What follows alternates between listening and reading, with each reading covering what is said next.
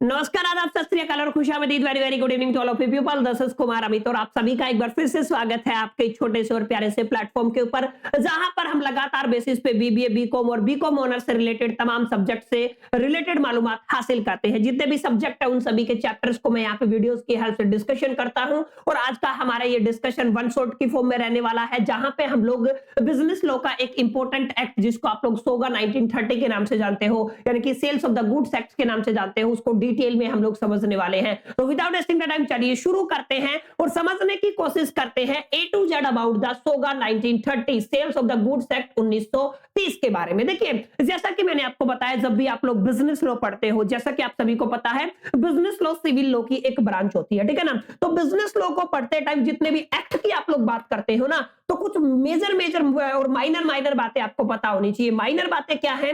उस एक्ट का नंबर कितना है, पहली चीज आपको समझ में आना चाहिए। दूसरी बात जो आपके दिमाग में रहनी चाहिए, वो एक्ट कब फोर्स में आया, कब इंप्लीमेंट हुआ है, और उससे पहले क्या वो कोई सेपरेट एक्ट था या किसी और एक्ट के अंदर पढ़ाया जा रहा था। कुछ बुनियादी बातें हैं, कितने उसके अंदर चैप्टर आपको पढ़ने रहते हैं और कितने सेक्शंस बेसिकली वहां पर रहने वाले हैं, ये बुनियादी बातें आपको समझ में आनी चाहिए। जैसे हमने इससे पहले इंडियन कॉन्ट्रैक्ट एक्ट के बारे में पढ़ा डिटेल में इत्मीनान से, तो वहां पे भी मैंने आपके साथ इन सभी चीजों को डिस्कशन किया था। सेल्स गुड्स एक्ट के बारे में आज हम यही सारी बातें समझने वाले हैं। पहली चीज जो आपको समझना है, जो आपका सोगा है, सोगा यानी कि आप लोग देख रहे होंगे यहाँ पे SOGA, सोगा का क्या मतलब होता है, मैं एक बार फिर से आपको बता देता हूं माय डियर फ्रेंड्स। सोगा का मतलब होता है, S आपका स्टैंड करता है सेल्स के लिए, ठीक है ना, सेल्स ऑफ गुड्स एक्ट, ठीक है ना। तो आपको थोड़ा ध्यान में रखना है, इसका क्या मतलब होता है, सेल्स ऑफ गुड्स एक्ट, ठीक है ना। तो जो सेल्स ऑफ गुड्स एक्ट आपका, उसको इन शॉर्ट में हमने क्या बोल दिया है, सोगा बोल दिया है, ठीक है। तो इसका एक्ट नंबर 3 रहने वाला है। जैसे अगर आप सभी को याद हो,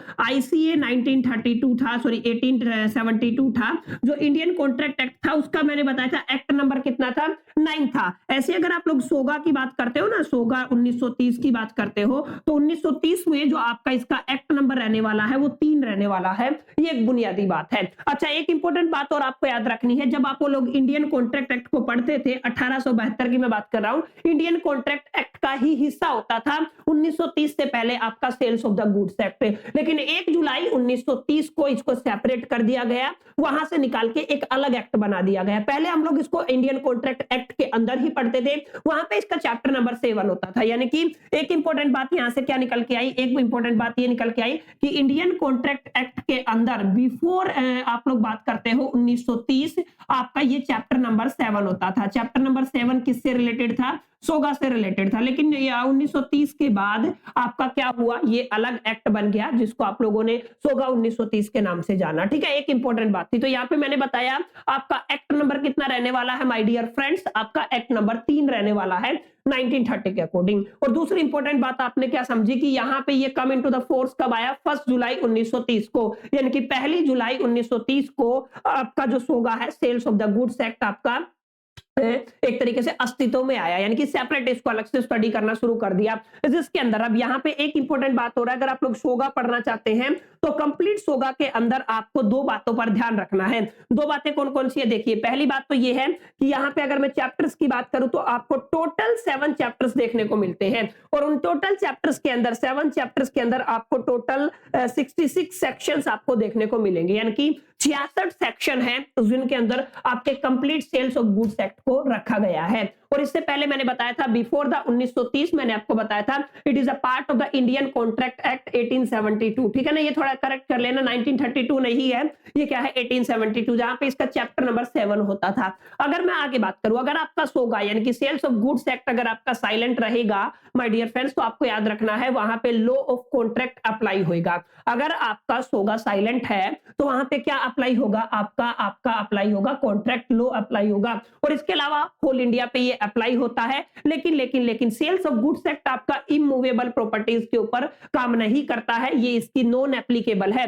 ये केवल और केवल मूवेबल गुड्स के ऊपर काम करेगा। Movable goods in the sense जैसे लैंड और बिल्डिंग है, वो इमूवेबल प्रॉपर्टी के अंदर आती है, उनकी पोजीशन को हम लोग चेंज नहीं कर सकते हैं। तो ऐसी प्रॉपर्टीज को क्या बोलते हैं आप लोग, इमूवेबल प्रॉपर्टी बोलते हो। तो जहां पे भी इमूवेबल प्रॉपर्टी आएगी वहां पे आपका सोगा काम नहीं करेगा, वो उसकी इंप्लीमेंटेशन नहीं होगी, उसकी एप्लीकेशन नहीं होगी। तो यहां पे आपको एक फ्रेमवर्क समझ में आया माय डियर फ्रेंड्स। दोस्तों आपको एक बात समझ में आई होगी कि इसकी जो ये जो लॉ है या फिर ये जो एक्ट है, इस एक्ट की पृष्ठभूमि क्या रही, इससे पहले का बैकग्राउंड क्या रहा, कब ये आपका फोर्स में आया, कब एग्जैक्टली कितने चैप्टर इसमें है, कितने सेक्शंस रहने वाले हैं, आप इससे पहले ये किसके अंदर आता था, ये तमाम बातें, किसके ऊपर इसका इंप्लीमेंटेशन है, किसके ऊपर इसकी एप्लीकेशन है, किसके ऊपर नहीं है, ये तमाम बातें अगर आप लोग क्लैरिफाई कर पाए, समझ पाए, तो फटाफट से इस वीडियो को लाइक और अपने फ्रेंड के साथ शेयर कर दीजिएगा। और वापस आ जाइए, चलिए समझते हैं एग्जैक्टली कि जब आप लोग इसको पढ़ लेते हो, आप लोग सोगा को पढ़ लेते हो, यानी कि सेल्स ऑफ गुड्स एक्ट 1930 को, ये बुनियादी बातें यानी कि बेसिक्स को जब हम कवर कर लेते हैं,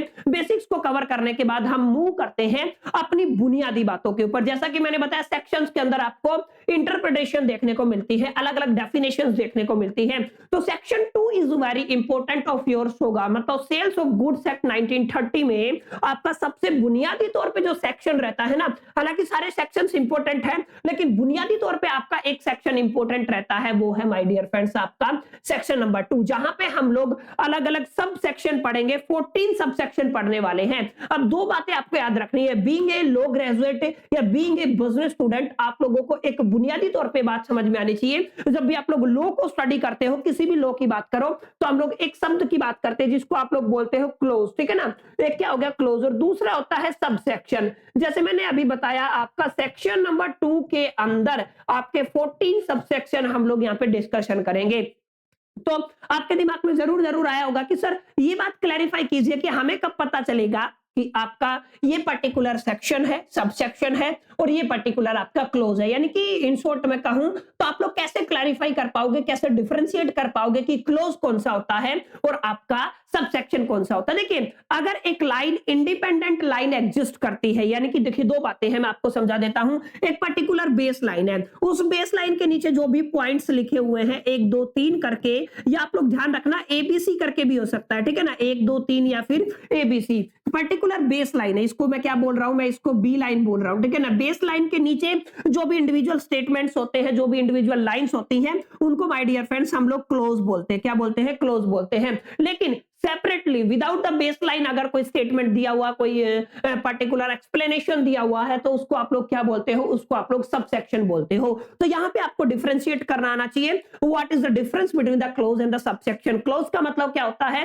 बेस लाइन के नीचे जो भी आपको पॉइंट्स दिए हुए हैं, जो भी बुलेट पॉइंट्स दिए हुए हैं, वो सारे क्या कहलाते हैं? वो आपके क्लोज कहलाते हैं। लेकिन इंडिविजुअल रिप्रेजेंटेशन या फिर इंडिविजुअल एक्सप्लेनेशन एक पर्टिकुलर लाइन जब करती है 1 2 3 4 एबीसी को, तो उसको क्या बोल देते हो आप लोग? उसको सब सेक्शन बोल देते हो। तो सेक्शन 2 के अंदर अलग अलग डेफिनेशन है, जहां पे हम लोग सेक्शन नंबर 1 से शुरू करेंगे और हम लोग कहां तक पहुंचेंगे? सेक्शन नंबर 14 तक पहुंचेंगे। 14 के अंदर आपको पढ़ना है गुड्स के टाइप के अंदर स्पेसिफिक गुड्स का क्या मतलब होता है। Are you getting my point? उम्मीद करता हूं समझ में आ गया होगा कि स्पेसिफिक गुड्स का क्या मतलब होता है। देखिए, सबसे पहले आप लोगों को ध्यान में रखना है, अगर मैं बात करूं सेक्शन 2 और 1 की, यानी कि आपका सब सेक्शन कितना है? 1 है, और सेक्शन 2 क्या है? आपका बायर है।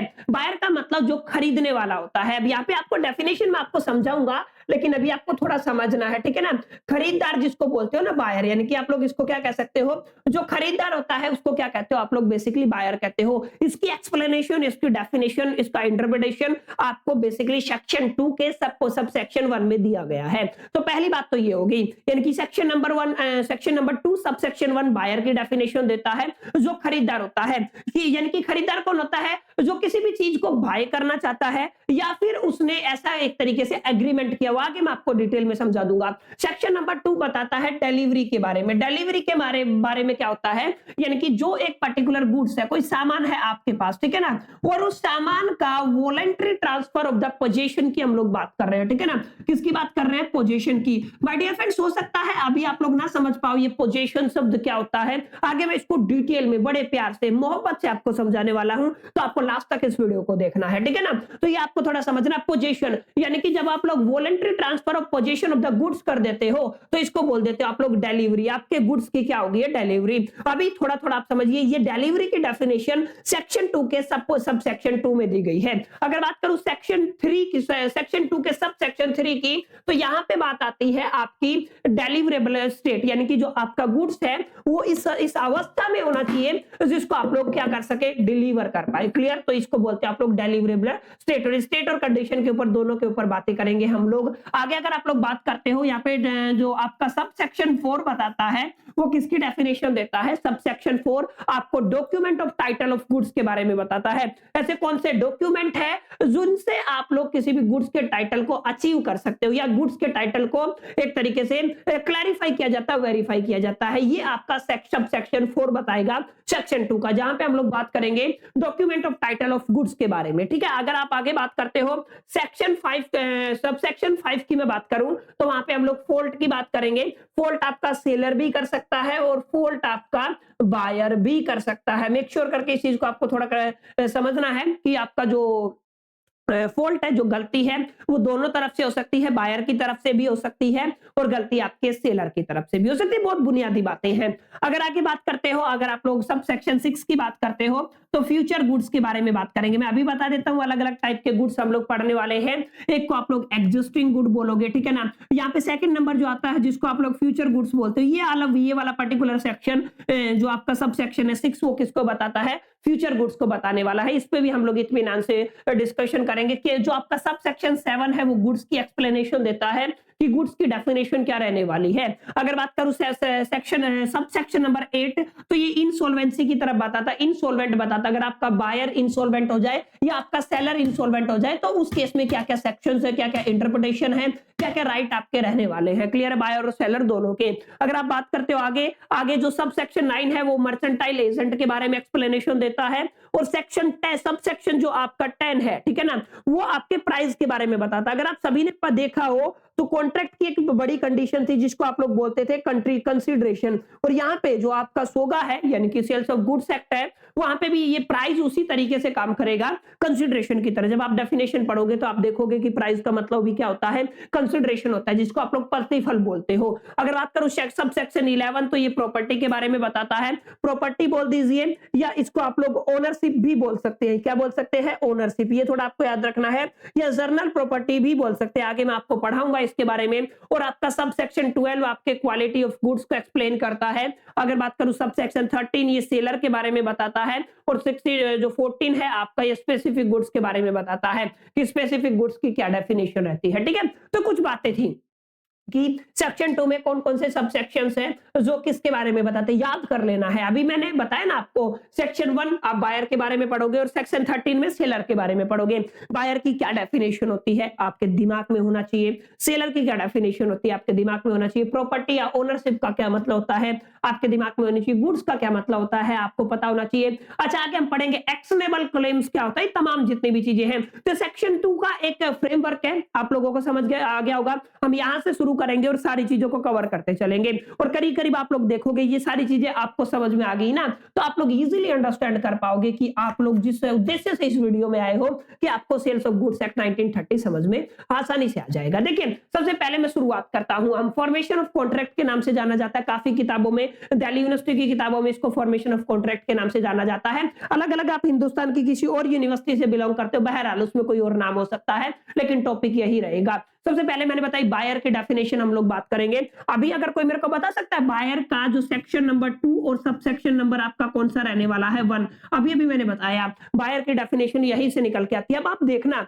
कि बायर का क्या मतलब होता है, बायर किसे बोलेंगे? देखिए, बायर बोलेंगे द पर्सन हु बाई, यानी कि एक ऐसा पर्सन जो क्या कर रहा, जिसने क्या किया, जिसने बाई किया है। यानी कि आप लोग क्या कर सकते हो, ध्यान से समझ जाए, पर्सन हु बाई, जिसने क्या किया है, कोई भी चीज खरीदा है। अब यहाँ पे खरीदा है, या फिर आप लोग एक चीज और बोल सकते हैं यहाँ पे एग्री टू बाय गुड्स, यानी कि जिसने खरीद लिया या जो एग्री हो गया है। ठीक है? एग्री टू बाय गुड्स, यानी कि जो क्या करने में एग्री हो गया है, गुड्स को खरीदने में एग्री हो गया, जिसने खरीद लिया या जो एग्री हो गया है, दोनों को आप लोग क्या बोलोगे? बायर बोलोगे। ये बहुत बुनियादी डेफिनेशन है। कहां पे लिखी हुई है ये definition? I just repeat again, section number 2 sub section number 1 में बायर की डेफिनेशन दी गई है। Buyer is a person who buy the goods और the agree to buy the goods. ठीक है ना? तो जिसने सामान खरीद लिया है, जिसने गुड्स को खरीद लिया है, या जो इस चीज के लिए मंजूरी दे चुका है कि मैं इसे गुड्स खरीदूंगा, तो उसको क्या बोलोगे आप लोग? बायर बोलोगे।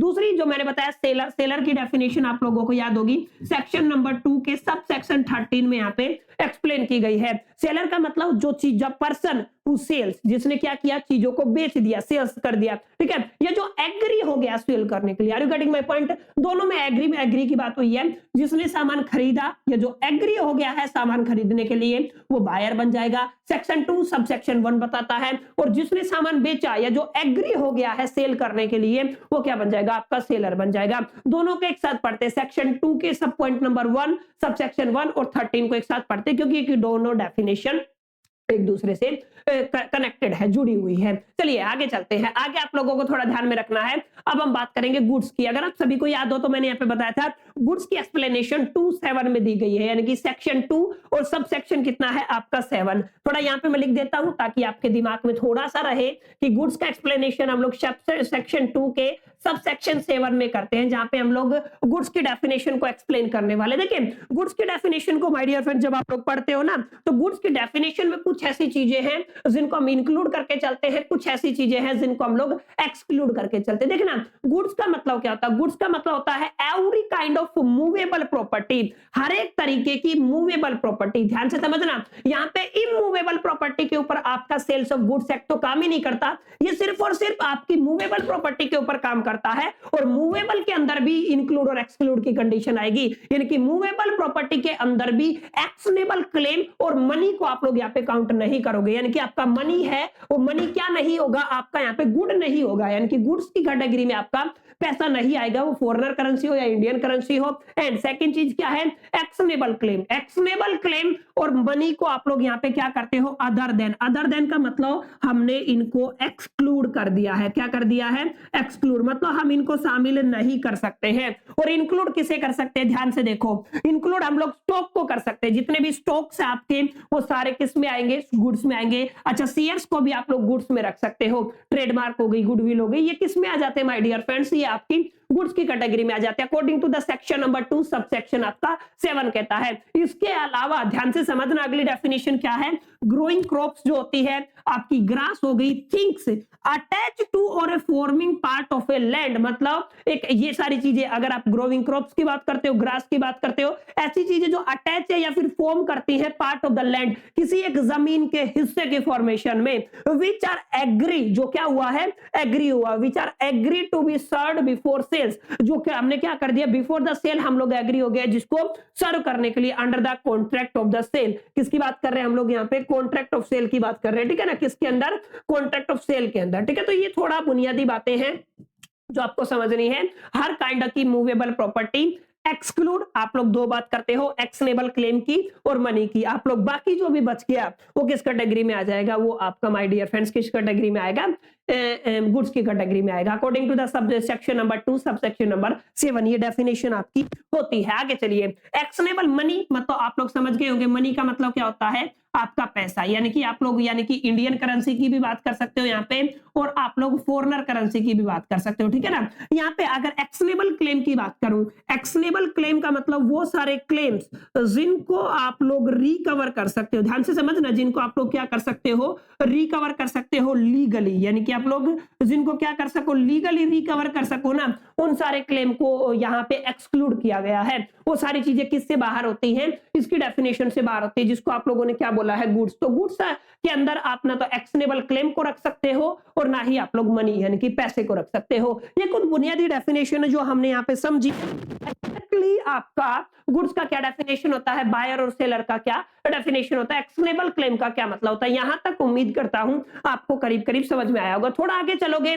तो यहाँ पे एक शब्द आता है प्रॉपर्टी। मैंने अभी भी बताया ना आपको, प्रॉपर्टी अपने आप में एक इंपॉर्टेंट शब्द हो जाता है, प्रॉपर्टी अपने आप में एक इंपॉर्टेंट टर्मिनोलॉजी हो जाती है। जहां पे हमने, अगर आप सभी को याद हो तो यहाँ पे मैंने आपको बताया था प्रॉपर्टी का हम लोग कहां पे डिस्कशन कर रहे थे, देखो देखो कहां पे, कौन से हमने बेसिकली वहां पर डिस्कशन किया था, सब सेक्शन 11 में डिस्कशन किया था, जहां पे मैंने आपको बताया था प्रॉपर्टी का क्या मतलब होता है। देखिए यहाँ पे हम लोग किसकी बात कर रहे हैं, हम लोग सेक्शन 2 के सब सेक्शन नंबर 11 की बात कर रहे हैं, यही ना? आई होप 11 ही होगा, ये देखिए चेक कीजिए 11 ही है। 11 के अंदर हमने किसकी डेफिनेशन दी? प्रॉपर्टी की डेफिनेशन दी। अच्छा, प्रॉपर्टी को आप लोग ओनरशिप के नाम से भी जानते हो, यानी कि ओनरशिप, मालिकाना हक जिसको कहते हो, ठीक है। और दूसरा जर्नल प्रॉपर्टी के नाम से भी जानते हो, यानी कि प्रॉपर्टी मींस आप लोग क्या कह सकते हो, किसी भी चीज की, किसी भी गुड्स की ओनरशिप या जो जर्नल प्रॉपर्टी है उसको क्या बोला जाता है? उसको आप लोग बोलते हो प्रॉपर्टी। आई होप कितना समझ में आ गया होगा। What is exactly meaning of the property according to the section 2 of a subsection 11 of the SOGA 1930? क्या कहता है कि जो अगर आप लोग ओनरशिप ले लेते हो किसी भी गुड्स की या उसकी जर्नल प्रॉपर्टीज को आप लोग क्या बोलते हो? आप लोग प्रॉपर्टी बोलते हो। क्लियर? और एक शब्द हमने देखा था प्राइस, अगर आप सभी को याद हो, मैंने बताया था प्राइस का मतलब हम लोग देखेंगे एक शब्द होता है जिसको आप लोग क्या बोलते हो? कंसीडरेशन। कंसीडरेशन का क्या मतलब होता है? कंसीडरेशन का मतलब होता है बच्चों प्रतिफल, यानी कि हम लोग किसकी बात करते हैं? प्रतिफल की। जो प्रतिफल होता है वो किस कैटेगरी में आता है? वो आपका कंसीडरेशन की कैटेगरी में आता है, ठीक है। अब यहाँ पे देखिए, अगर आप लोग प्राइस की बात करते हो, प्राइस के अंदर दो चीजें आएंगी। पहला तो क्या आएगा? मनी का कंसीडरेशन आएगा। अगर आप लोग मनी कंसीडरेशन करते हो for sales of the goods, किसी भी गुड्स को सेल करने के लिए अगर मनी कंसीडरेशन है ना, that particular type of the money, that particular type of the money consideration is called the price. ये आपकी बुनियादी तौर पे काफी इंपॉर्टेंट डेफिनेशन रहने वाली है एग्जामिनेशन के लिहाज से भी और आपके पर्सनल डेवलपमेंट के लिहाज से भी, कि आपको सेलर के बाद, बायर के बाद, प्रॉपर्टी के बाद आपको जो शब्द समझना है माय डियर फ्रेंड्स, वो किसको समझना है? प्राइस को समझना। Price is the money consideration for the sales of the goods, ठीक है ना। किसी भी गुड्स को सेल करने के लिए जो भी मनी कंसीडरेशन होता है प्यारे बच्चों, उसको क्या बोलते हो आप लोग? प्राइस बोलते हो। तो दो बातें यहाँ पे क्लियर होगी, प्रॉपर्टी का क्या मतलब होता है, प्राइस का क्या मतलब होता है। इससे पहले मैंने आपको पढ़ाया गुड्स का क्या मतलब होता है, क्या क्या चीजें एक्सक्लूड करके चलते हैं, क्या क्या चीजें इंक्लूड करके चलते हैं। बहरहाल थोड़ा सा आगे बढ़ेंगे और हम डिलीवरी की बात करेंगे। अगर आप सभी को याद हो तो डिलीवरी हमने कहां पर डिस्कशन किया था? इस पूरे सेगमेंट के अंदर आप लोग देखोगे तो हम लोग डिलीवरी की बात की थी। डिलीवरी देखो कहां पे है? प्रॉपर्टी तो आपका 11 हो चुका है, डिलीवरी ऑफ द गुड्स, ठीक है ना। सेकंड पे होगा, ये रहा सबसेक्शन 2 है जो बताता है डिलीवरी और डिलीवरी ऑफ द गुड्स के बारे में। तो यहाँ पे डिलीवरी का क्या मतलब है और कितने टाइप की डिलीवरी होती है, इन तमाम मुद्दों पे अब हम डिटेल में समझने वाले हैं। तो माय डियर फ्रेंड्स, जब भी हम लोग यहाँ से बेसिकली प्राइस को समझने के बाद आगे बात करते हैं, तो मैंने आपको बताया ना, जैसे हम लोगों को डिलीवरी का समझना पड़ता है। डिलीवरी का मतलब मैंने बताया था, जैसे सॉरी डिलीवरी का मैंने बताया था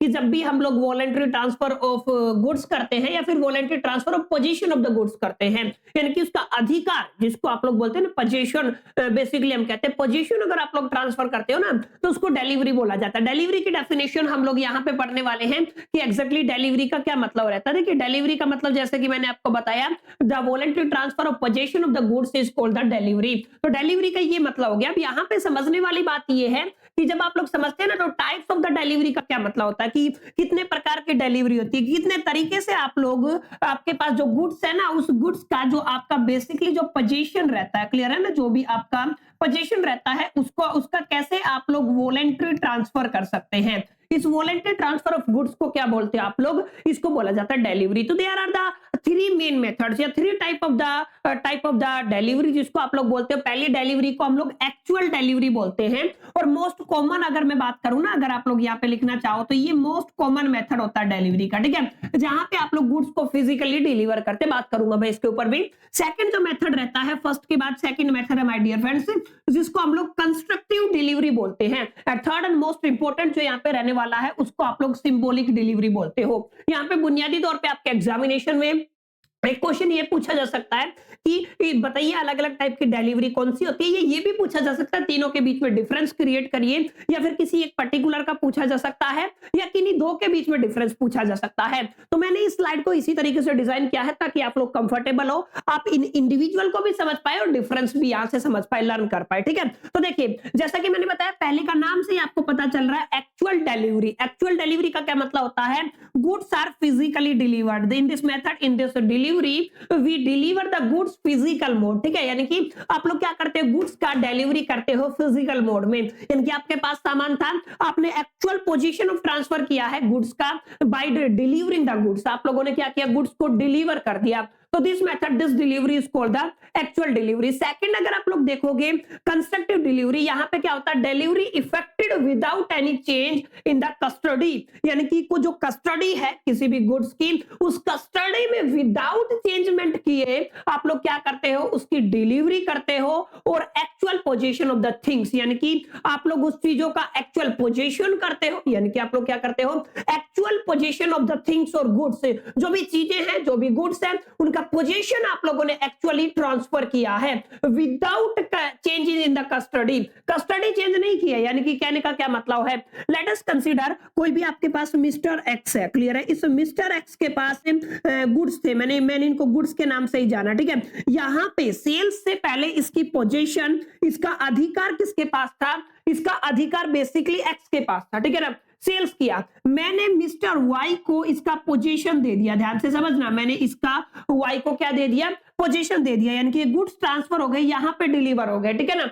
लेकिन इसका जो पोजीशन है वही ट्रांसफर हुआ है, मैंने इसका जो अधिकार है, जो कस्टडी है ना, वो अधिकार मैंने दिया है कि अभी ये जो गुड्स हैं ये किसके हैं, बेसिकली मिस्टर वाई के हैं, लेकिन यहाँ पे एक्चुअल डिलीवरी अभी तक नहीं हुआ है, गुड्स इसके पास पहुंचे नहीं है, लेकिन अधिकार आप लोगों ने क्या कर दिया है, जो उसका पोजीशन है वो क्या कर दिया है, आप लोगों ने डिलीवर कर दिया है, लेकिन जो उसकी कस्टडी है गुड्स की, वो उसमें कोई चेंजेस किए बिना, कस्टडी हमारे पास ही है, लेकिन हमने उसके पोजीशन को क्या कर दिया, डिलीवर कर दिया। तो इस तरीके की जो डिलीवरी है उसको माय डियर फ्रेंड्स हम लोग कंस्ट्रक्टिव डिलीवरी बोलते हैं। एंड थर्ड एंड लास्ट जिसको बोलते हैं आप लोग symbolic delivery, delivery of the things in the token of a transfer of A something else, मतलब कोई भी चीज है, हमने उस चीज को ट्रांसफर कर दिया है, किसकी फॉर्म में, टोकन की फॉर्म में, किसी डॉक्यूमेंट की फॉर्म में, किसी फॉर्मेट में, तो उसको क्या बोलोगे, उसको सिंबॉलिक डिलीवरी बोलोगे।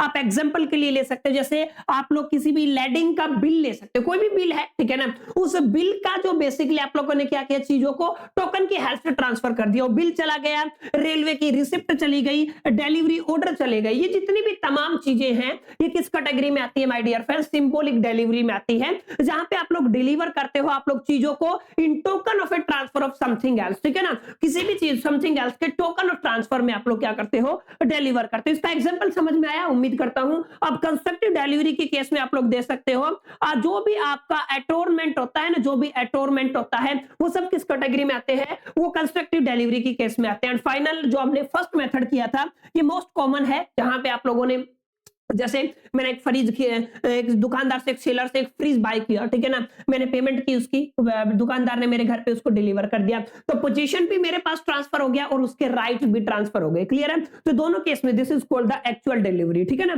तो थोड़ा आपको ध्यान में रखना, और यहाँ पे एक चीज याद रखना, seller transfer the physical position of the goods, ठीक है ना, ये क्या करता है, फिजिकल पोजीशन ऑफ गुड्स को ट्रांसफर करता है। This is very very important article of this entire act, जिसको आप लोग 1930 होगा, 1930 की बात करते हो।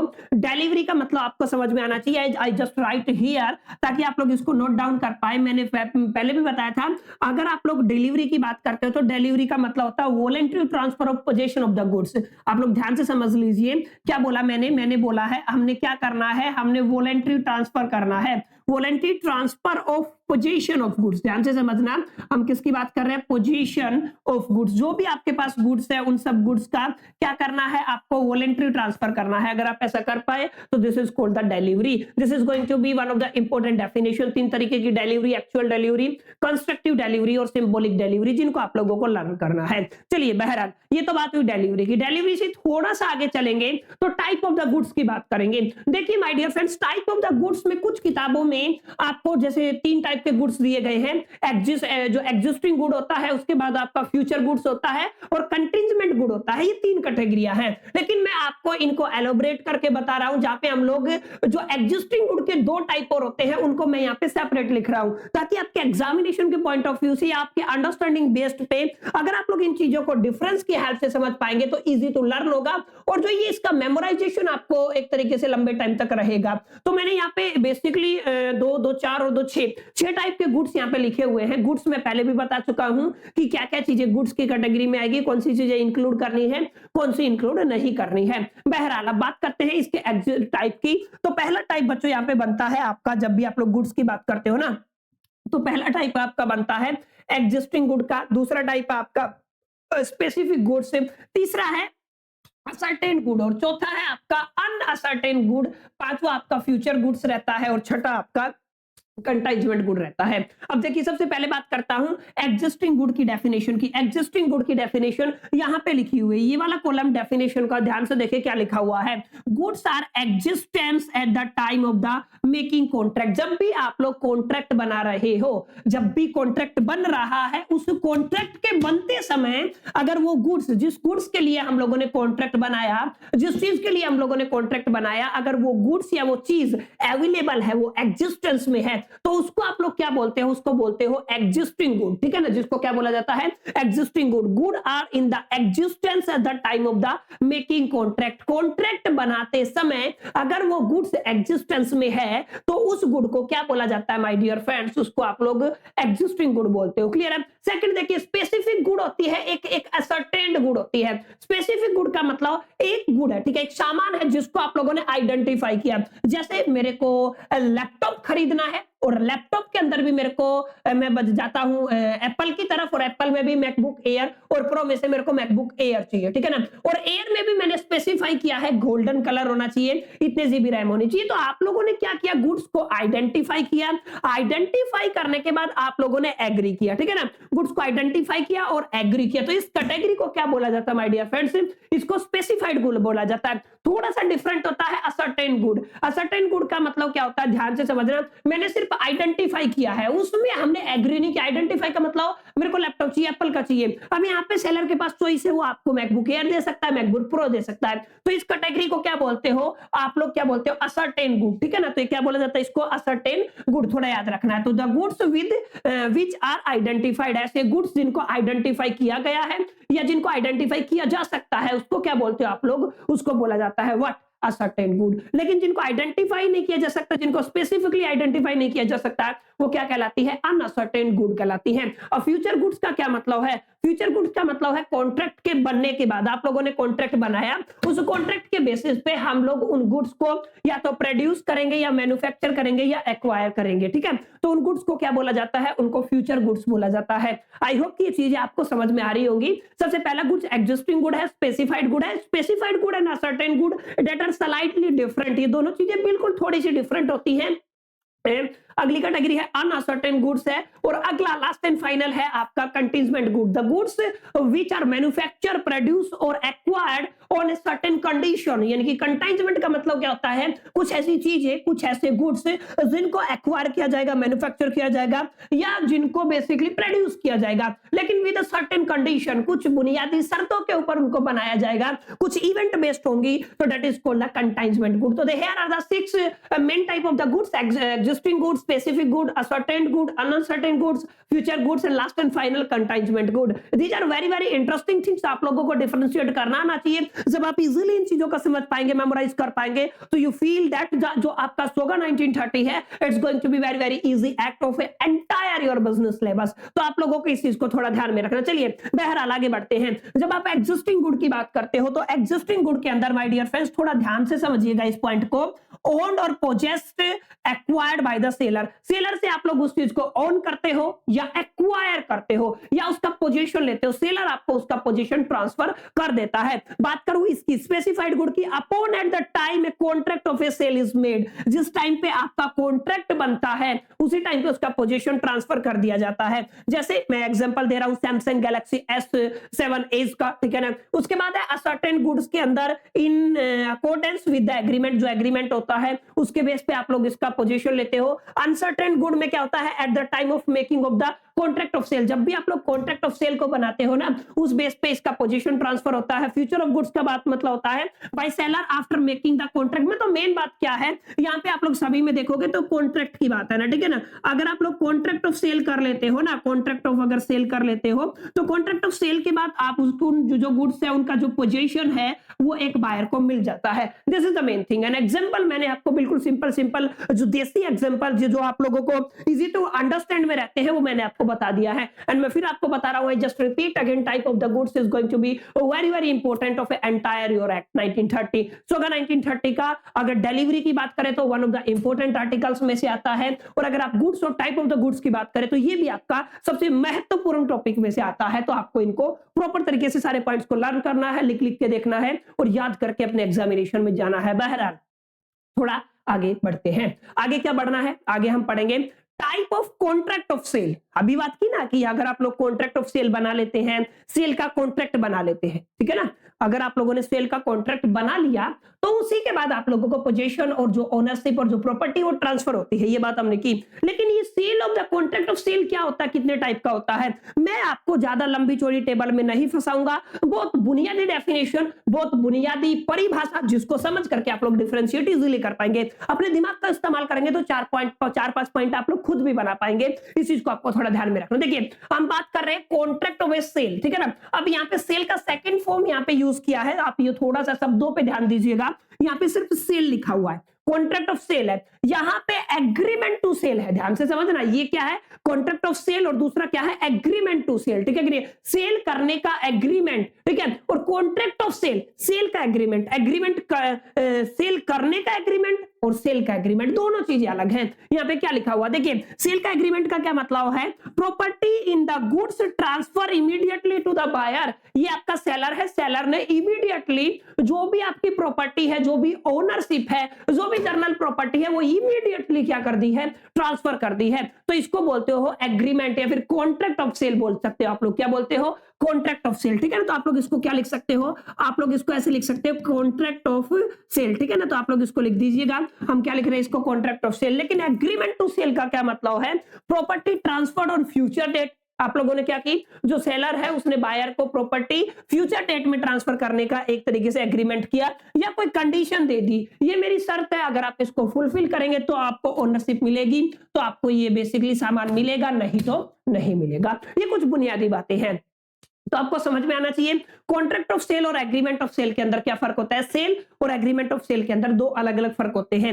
एग्रीमेंट ऑफ सेल के अंदर हम किसी फ्यूचर डेट या कंडीशन के ऊपर डिपेंड रहते हैं कि कब हम उसकी ओनरशिप हम ट्रांसफर करेंगे, लेकिन सेल के अंदर हम लोग इमीडिएटली उसकी प्रॉपर्टी, उसकी ओनरशिप और उसकी जो जर्नल प्रॉपर्टी है उसको बच्चों क्या कर देते हैं, ट्रांसफर कर देते हैं, ठीक है। तो ये कुछ बुनियादी डेफिनेशन थी जिनको आप लोग लर्न करेंगे तो इजीली एक्सेस कर पाएंगे इन सारे जो भी आपका सोगा 1930 है उसको, ठीक है ना। आगे देखिए, आगे बात करते हैं मर्चेंटाइल एजेंट। मर्चेंटाइल एजेंट मैं उम्मीद करता हूं आप लोगों ने अपने 11th-12th के दरमियान, बिजनेस के दरमियान या बिजनेस लॉ के दरमियान आपने इनका नाम सुना होगा। मर्चेंटाइल के अंदर कुछ ये 2 पॉइंट्स है, आप लोग इनका स्क्रीनशॉट ले लीजिए। You can read out definition and entire definition is in your head, ये एक बेसिक बात है। चलिए आगे चलते हैं, इंपॉर्टेंट मुद्दे पर बात करेंगे।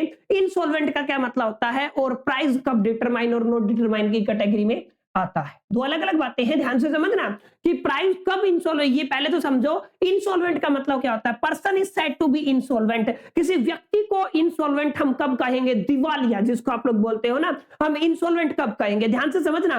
व्हेन ही चीज टू पे हिज डेट, यानी कि वो क्या हो जाता है, वो चीज टू पे हिज डेट, वो जो उसके ऊपर कर्ज है ना उसको पे करने में चीज है, ठीक है ना। In the ordinary course of the business, जो भी अपना कॉन्ट्रैक्ट हुआ था, जो भी कंडीशन, टर्म्स एंड कंडीशन थी, एग्रीमेंट था, उसके दरमियान अगर कोई भी व्यक्ति चीज टू पे हिज डेट उस कैटेगरी में अगर आता है तो उसको आप लोग क्या बोलते हो, उसको इंसॉल्वेंट बोला जाता है। आगे देखिए, और can not pay the debt as they become due, यानी कि जिसने अपना क्या नहीं किया, अपना जो डेट है वो पे नहीं किया, जिसकी वजह से वो क्या हो गया है, ड्यू हो गया है। Whether he has committed on act of the insolvency और नॉट, इस कैटेगरी को क्या बोलते हैं आप लोग, इंसॉल्वेंट बोलते हैं, इंसॉल्वेंसी बोलते हो। पेपर में आ सकता है 1 या 2 नंबर के लिए छोटा क्वेश्चन ऐसे बन सकता है, you can just learn it, ठीक है ना। आगे चलिए, प्राइस की बात करते हैं। प्राइस मैंने बताया था, प्राइस का मतलब क्या होता है, एक तरीके से मनी कंसिडरेशन होता है जब आप लोग किसी भी चीज को सेल करते हो। बायर और सेलर के बीच में जो money consideration is called the, जिसको क्या बोला जाता है, प्राइस बोला जाता है। अब यहाँ पे देखिए, प्राइस डिटरमाइंड बाय, दो अलग अलग चीजें हैं, और दूसरी कैटेगरी क्या है, इफ नॉट डिटरमाइंड,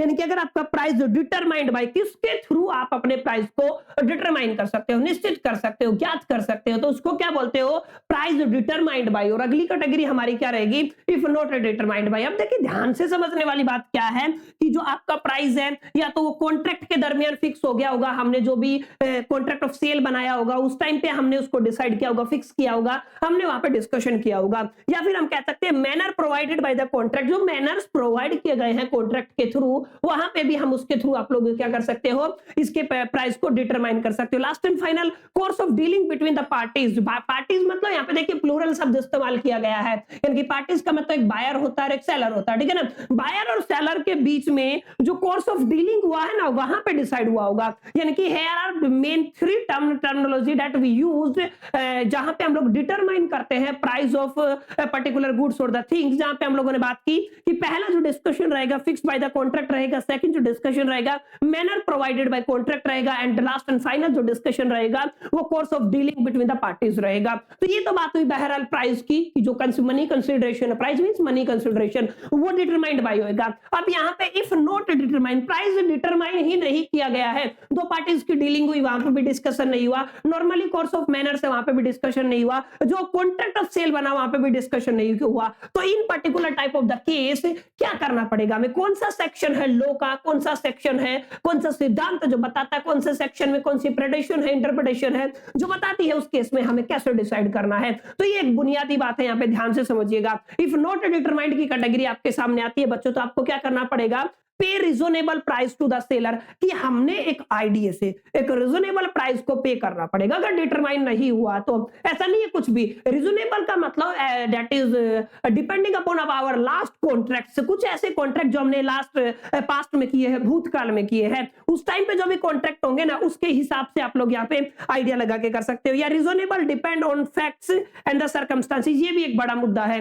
कि जो रिजनेबल टाइम का और रिजनेबल प्राइस का क्या मतलब है, कि डिपेंडेंट रहता है, कुछ सर्कमस्टांसेस कैसी रही, अच्छा टाइम क्या था, कितना टाइम हो चुका है, इन सारी तमाम चीजों पर डिपेंडेंट रहता है। बहरहाल ये सारी चीजें आप लोग पढ़ के भी आ चुके हो, और ये छोटी छोटी चीजें हैं जो आपके एग्जामिनेशन के पॉइंट ऑफ व्यू से, आपके पर्सनल डेवलपमेंट और अंडरस्टैंडिंग के बेस पे, अगर आप लोग विजडम को थोड़े नेक्स्ट लेवल तक लेके जाना चाहते हो बिजनेस लॉ के अंदर, तो ये सारी चीजें आपको आनी चाहिए। ये कुछ बेसिक बेसिक बातें हैं, मैं ज्यादा डिटेल में तो खैर जा नहीं रहा हूं, ज्यादा डिटेल में जाएंगे तो आई थिंक लेक्चर बहुत लंबा मतलब 4-5 घंटे का होगा। मैं चाहता हूं कि इन शॉर्ट जो भी एग्जामिनेशन और आपके पर्सनल डेवलपमेंट के बिहाफ पे जो भी चीजें आपके लिए इंपॉर्टेंट है वो सारी मैं कवर करा पाऊं, और विदाउट वेस्टिंग योर टाइम। आपका टाइम बहुत प्रीशियस है, ठीक है ना, without wasting your time in the sense में करीब करीब 1 से 1.5 घंटे में आपको एंटायर वन शॉट करा दूं, ताकि आप लोग उस कॉन्ट्रैक्ट को बहुत इजीली प्रिपेयर भी कर पाए और लिख भी पाए, अंडरस्टैंड कर पाए, रिवीजन कर पाए, ठीक है ना। चलिए आगे चलते हैं, आगे हम बात करेंगे, this is going to be very very important of our entire act की सबसे इंपॉर्टेंट कंडीशन,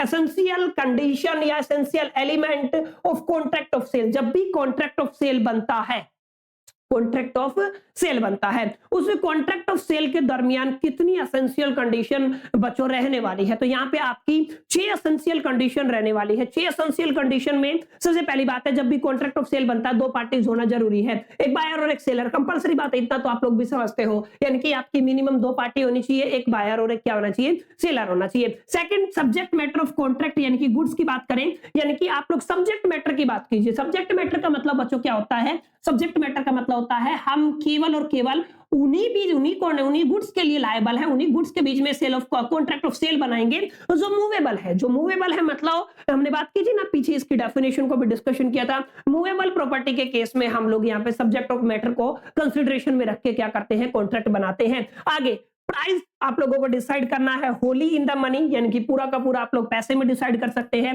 पार्सली डिवाइड कर सकते हैं, और या फिर किसी अलग टाइप से आप लोग डिसाइड कर सकते हैं, लेकिन कंसीडरेशन प्राइस होना बड़ा जरूरी है। ये एसेंशियल कंडीशन है जब भी आप लोग कॉन्ट्रैक्ट ऑफ सेल बनाते हैं। Transfer of the property, property मतलब ओनरशिप, ओनरशिप मतलब जर्नल जिसको आप लोग प्रॉपर्टी बोलते हो, ऑफ द गुड्स इमीडिएटली और द फ्यूचर। मैंने बताया ना 2 तरीके की आप लोग यहाँ पे बात करोगे, 2 तरीके से आप लोग यहाँ पे डिलीवर कर सकते हो। पहला क्या रहने वाला है, सेल्स, और दूसरा क्या रहने वाला, एग्रीमेंट टू सेल। तो आप लोग फ्यूचर में भी डिलीवर कर सकते हो और ऑन द टाइम इमीडिएटली भी आप लोग क्या कर सकते हो, डिलीवर कर सकते हो। मे बी एब्सोल्यूट और द कंडीशनल, यानी कि ध्यान से समझिएगा इसका क्या मतलब है। एब्सोल्यूट का मतलब क्या होता है, जैसा आपने ऑफर दिया सेलर ने वैसा बायर ने एक्सेप्ट कर लिया, होल का होल एक्सेप्ट कर लिया, उसमें कोई चेंजेस नहीं किए। या कंडीशनल भी हो सकता है, भाई एक ऑफर दिया मैंने, काउंटर ऑफर दे दिया, मैं इस कंडीशन पे आपके ऑफर को एक्सेप्ट करूंगा। तो वो सारी चीजें आपके कॉन्ट्रैक्ट में डिस्कशन होनी चाहिए। ये आपका ये बेसिकली एसेंशियल एलिमेंट्स के अंदर आता है। Last and final, all other essential of the valid contract. हमने वैलिड कॉन्ट्रैक्ट को डिटेल में पढ़ाया था, अगर अभी तक वीडियो नहीं देखा तो फटाफट से प्लेलिस्ट में पड़ा हुआ है, इंडियन कॉन्ट्रैक्ट एक्ट 1872 के नाम से वन शॉट की 2 वीडियोस है, कवर कर लीजिए। वहां पे मैंने डिटेल में आपके वैलिड कॉन्ट्रैक्ट को समझाया हुआ है, कवर्ड किया हुआ है इंडियन कॉन्ट्रैक्ट एक्ट 1872 के अंदर। क्लियर? आई होप कि इतना आपको समझ में आया होगा। यहां तक हम लोग करीब करीब 1/3 कर चुके हैं हमारे लेक्चर का, जहां तक हम लोगों ने काफी कुछ चीजें डिटेल में समझी थी। इससे आगे हम लोग समझने वाले हैं various mode of contract of sale क्या रहने वाला है, and specific goods precede before. इस टॉपिक पर हम लोग डिटेल में डिस्कशन करेंगे। जब तक आप लोग इसका स्क्रीनशॉट ले लीजिए, फिर हम करते हैं शुरुआत। चलिए थोड़ा जब आप आगे चलेंगे, जब हम इन सारी चीजों को समझ पाए, समझने के बाद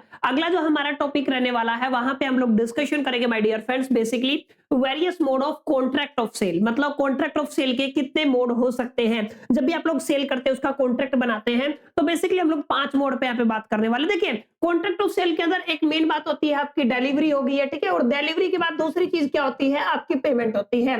तो दोनों चीजें इमीडिएटली हो सकती है। पहला केस है, यानी कि पहले केस हम लोग बात करेंगे immediately delivery and immediately payment. अगर एक साथ ही इमीडिएटली डिलीवरी और पेमेंट हो जाती है तो पहला केस रहने वाला है। दूसरा मोड क्या हो सकता है, डिलीवरी इमीडिएट हो जाए लेकिन पेमेंट फ्यूचर में हो, यानी कि हमने डिसाइड कर लिया हम फला तारीख को पेमेंट करेंगे। अगर बात करूं तीसरी की, तो immediately payment and delivery in future. मतलब पेमेंट अभी कर दी, सामान मेरे को 2 साल बाद चाहिएगा जब मेरा घर बन जाएगा, तो इस केस को क्या बोलते हो, immediately payment and deliver in the future. ये खास बात रहने वाली है। अगर चौथे पॉइंट की बात करूं तो चौथे पॉइंट को ध्यान से समझिए, payment and delivery both in future. मैंने क्या कहा, कॉन्ट्रैक्ट बना लिया है, 15 जनवरी 2026 को मेरे को ये सामान चाहिएगा और तभी मैं पेमेंट कर लूंगा, बट हमने कॉन्ट्रैक्ट बना लिया। तो ये वाला एक अपना चौथा केस रहने वाला है। पांचवा केस क्या है, delivery payment both in the installment. दोनों चीजें क्या होंगी, डिलीवरी भी इंस्टॉलमेंट पे होगी और पेमेंट भी इंस्टॉलमेंट पे होगी। बहरहाल ये केस आपको बहुत कम देखने को मिलता है, लेकिन होता है। डिलीवरी भी इंस्टॉलमेंट पे होती है और पेमेंट भी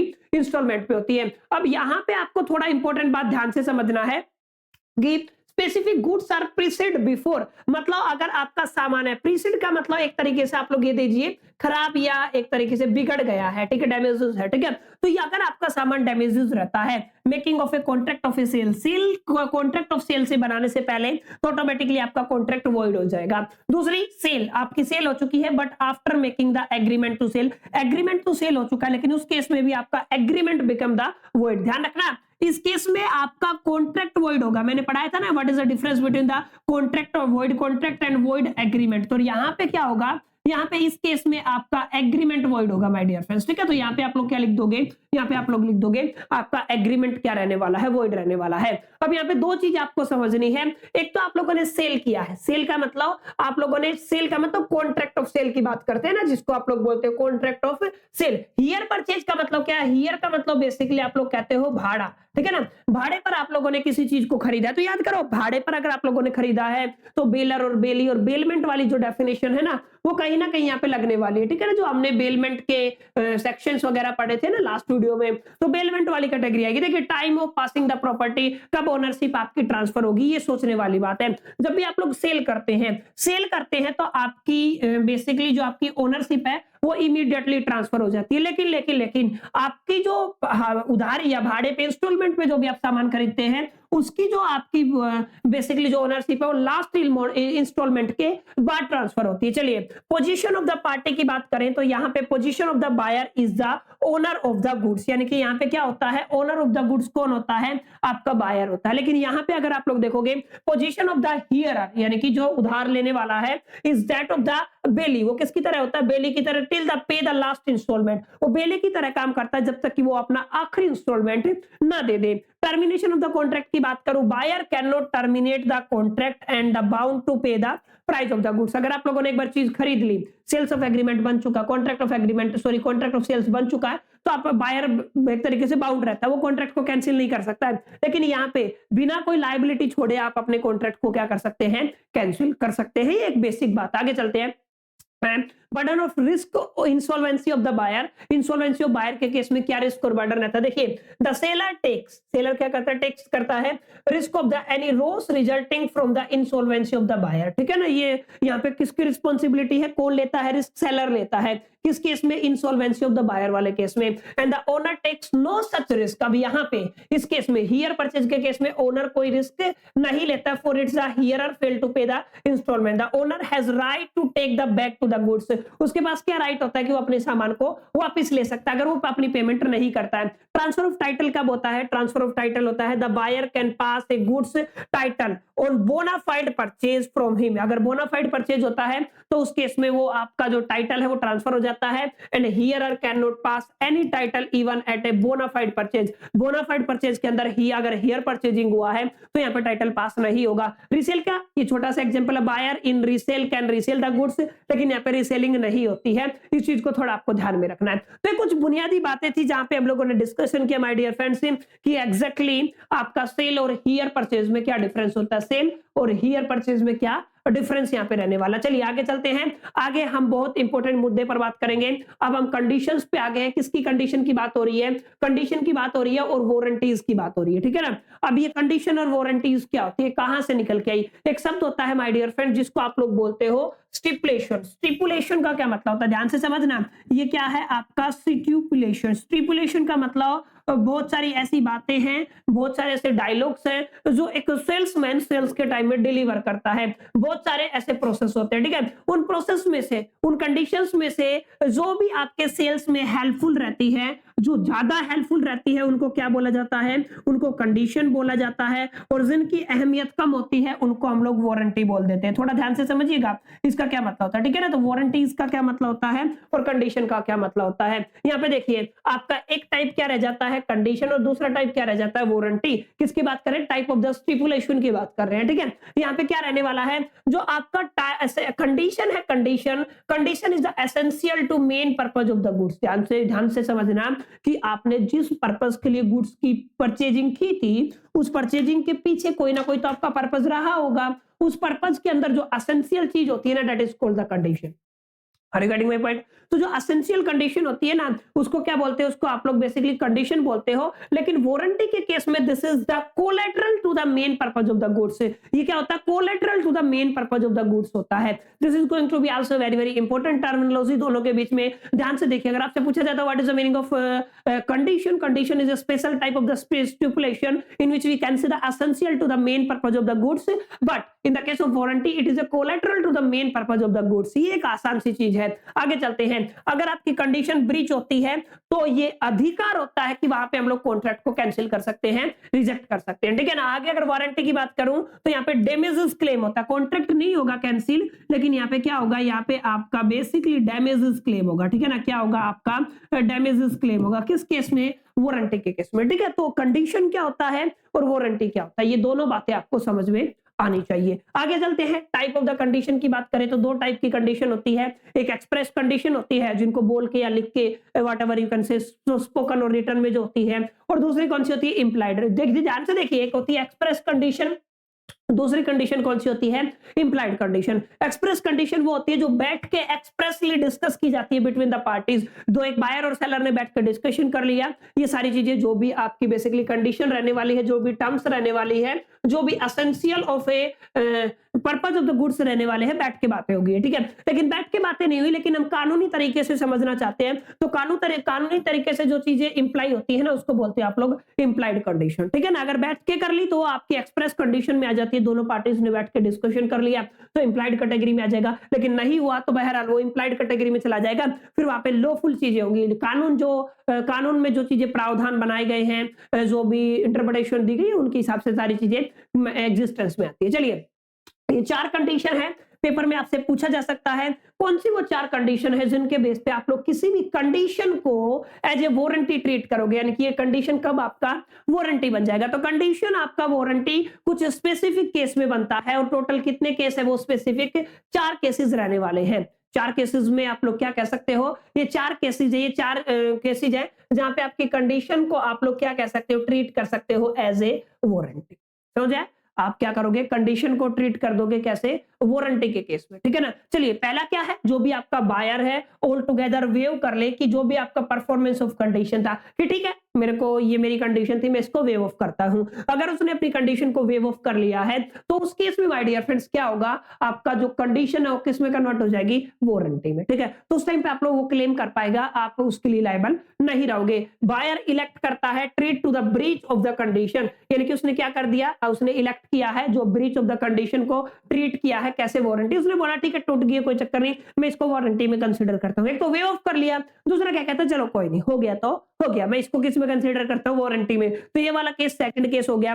थर्ड केस में देखिए कॉन्ट्रैक्ट इज नॉन सर्वेबल, मतलब कॉन्ट्रैक्ट कैसा, नॉन सर्वेबल। सर्वेबल का मतलब जहां पे एक ऐसा कॉन्ट्रैक्ट हुआ जिसका काम होने के बाद आप उन चीजों को अलग अलग ना कर पाए, ठीक है ना, उस केस में ये नॉन सर्वेबल। एग्जांपल देता हूं आपको, ठीक है ना, जैसे मैंने अपना घर बनवाना था, ठीक है ना, घर बनवाने के लिए मैंने कहा मेरे को कंक्रीट चाहिए और मड चाहिए, ठीक है ना, मैंने क्या कहा मेरे को कंक्रीट चाहिए और क्या चाहिए मेरे को मड चाहिए, ठीक है ना, मिट्टी चाहिए, ठीक है। तो मिट्टी की मैंने एक स्पेसिफिकेशन दी थी कि मेरे को ये क्वालिटी वाली चाहिए, लेकिन सेलर ने क्या किया, इसको अलग ब्रांड का थोड़ा लो क्वालिटी का मेरे को डिलीवर कर दिया और वो मिट्टी मेरे सामान में लग गया है, ठीक है, मेरा घर बनके तैयार हो गया। अब घर बनने के बाद अगर मैं क्लेम करूं ना कि मैं उसको सेपरेट नहीं कर पा रहा हूं, अगर मैं सेपरेट नहीं कर पा रहा हूं तो ये जो कंडीशन थी ये फेल हो गई है। ये कंडीशन को आप लोग कैसे ट्रीट करोगे, आप लोग वारंटी की तरह ट्रीट करोगे। बेहद आसान एग्जांपल है। आगे वेयर द फुलफिल आई, या कोई कंडीशन दी गई थी वो कंडीशन फुलफिल ही नहीं हुई है, यानी कि where the fulfilment of any condition और warranty is excused by the law by the reason of impossibility of otherwise, ठीक है ना। तो इस केस में ये चार ऐसे कारण हैं,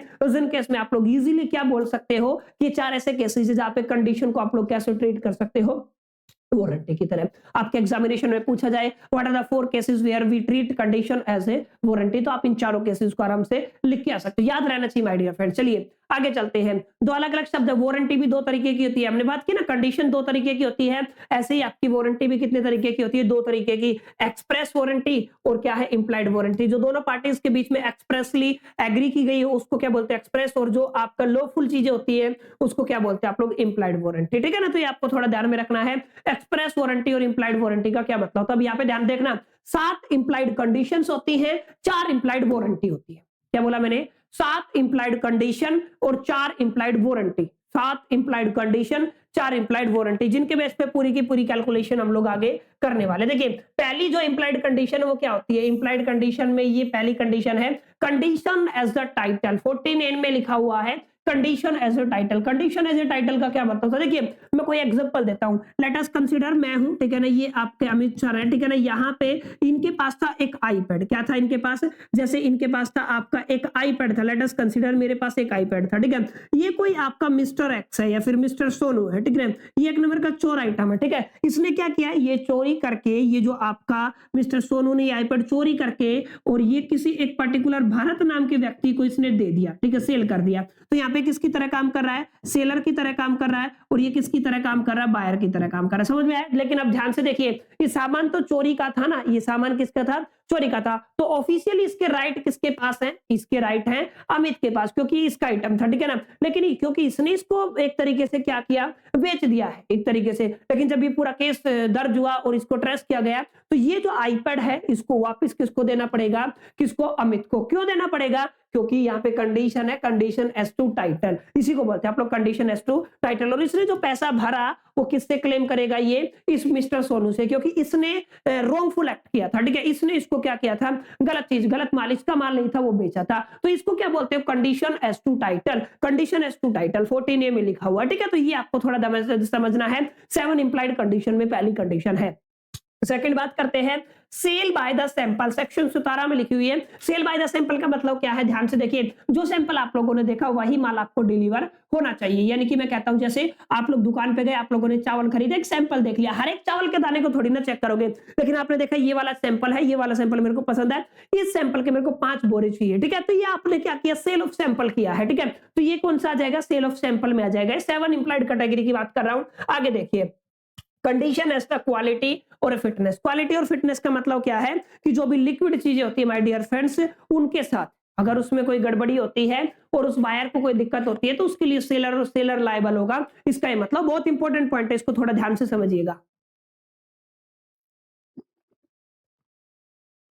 क्वालिटी और फिटनेस के केस में जो भी खाने और पीने वाली चीजें हैं, अगर उनमें उनकी वजह से बायर को कोई नुकसान होता है तो उसके लिए कौन लायबल है? Seller liable. आगे देखिए, आगे बात कर रहा हूं कंडीशन एज टू होल समनेस, यानी कि जो कंडीशन है ये होलसमनेस को एग्जिस्टेंस में आनी चाहिए। याद कर रहे हैं, इसका एक छोटा सा पॉइंट है, condition as to sale by the description. Description का मतलब जब भी कोई सेल होती है वो एक डिस्क्रिप्शन से होती है। मतलब जैसे कि अगर मैंने अमेजोन से कोई फोन खरीदा, मान लो आईफोन खरीदा है, मैंने 16 प्रो मैक्स खरीदा, लेकिन मैंने गोल्ड कलर में खरीदा, लेकिन मेरे को ब्लैक भेज दिया गया, तो यहाँ पे ब्रेक हुआ है, यानी कि मैंने जो डिस्क्रिप्शन दिया था उस डिस्क्रिप्शन पे बेस पे मेरे को प्रोडक्ट नहीं मिला, तो यहाँ पे ये इंप्लाइड कंडीशन में आ जाएगा। और ये कंडीशन कहाँ पे लिखी हुई है? सेक्शन 15 में लिखी हुई है। अगला है sale by the sample as well as the description, दोनों का मिक्स कर दिया। Last and final condition as to merchantability, ठीक है ना, सेक्शन 16(2) में लिखा गया है। तो 7 कंडीशन है माय डियर फ्रेंड्स।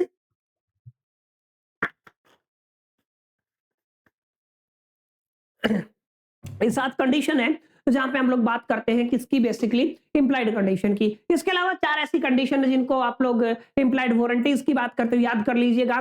पहला क्या है? पहला केस है यहाँ पे warranty as the undisturbed position, 14(b) में लिखा हुआ है। वारंटी एज द क्वालिटी और fitness by the usages of the trade, ये अपना सेकंड केस है, ठीक है। And warranty as the non existence of the encumbrance, charge और इंटरेस्ट आप लोग समझ सकते हो, ठीक है।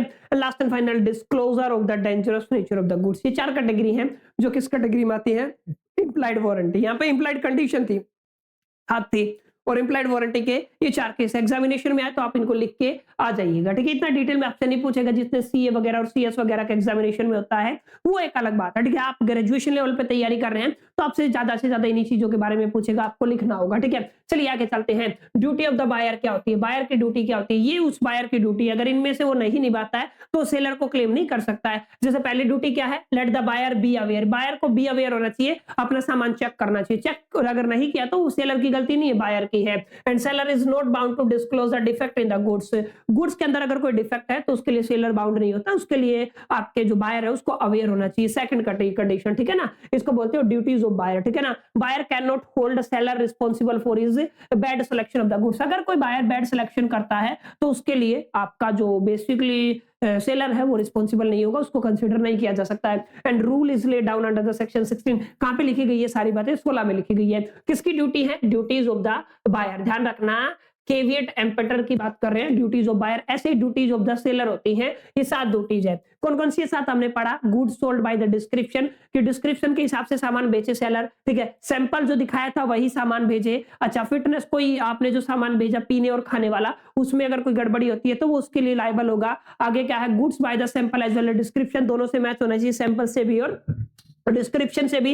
एंड ट्रेड यूजेज होना चाहिए। सेलर एक्टिवली कॉन्सील डिफेक्ट और गिल्टी फॉर द फ्रॉड, अगर कोई बात छुपाता है, कोई तथ्य छुपाता है तो उसके लिए उसको गिल्टी या फिर वो आगे रिस्पॉन्सिबल होगा। And goods of the merchantability quality, इसके बारे में हम लोग डिस्कशन कर चुके हैं। तो ये सातों, सॉरी, ये जितनी भी है 1 2 3 4 5 6 एंड 7 कंडीशंस है, जिनको क्या बोलते हैं आप लोग? 7 ड्यूटीज ऑफ सेलर है। तो एग्जामिनेशन में पूछा जा सकता है ड्यूटीज ऑफ सेलर क्या होती है और ड्यूटीज ऑफ बायर क्या होती है। ध्यान से समझना, बहुत खास चीजें हैं, एग्जामिनेशन में पूछी जा सकती है। यहाँ पे एक क्वेश्चन है, you can take the screenshot और आप इसको रीड आउट कर सकते हैं, जहां पे ब्रीच ऑफ द कंडीशन की बात की है, कब उसको वारंटी ट्रीट किया जाएगा। चलिए आगे चलते हैं। एक बेसिक डिफरेंस है, अभी अभी मैंने आपको पढ़ाया, दोनों के बीच में क्या डिफरेंस होता है, condition as well as warranty के बीच में क्या डिफरेंस होता है। पढ़ लीजिए, स्क्रीनशॉट ले लीजिए, आसान है, आपके लिए सहूलियत रहेगी, ठीक है ना। चलिए आगे कुछ 1-2 टॉपिक और रहते हैं जहां पे हम लोग बात करते हैं डिलीवरी ऑफ द गुड्स के बारे में, और यहाँ पे हम बेसिकली रॉन्ग क्वालिटी की अगर डिलीवरी हो जाती है, और इसके बाद हम बात करते हैं टाइम ऑफ द डिलीवरी की and place of the delivery, specified contract की, लास्ट एंड फाइनल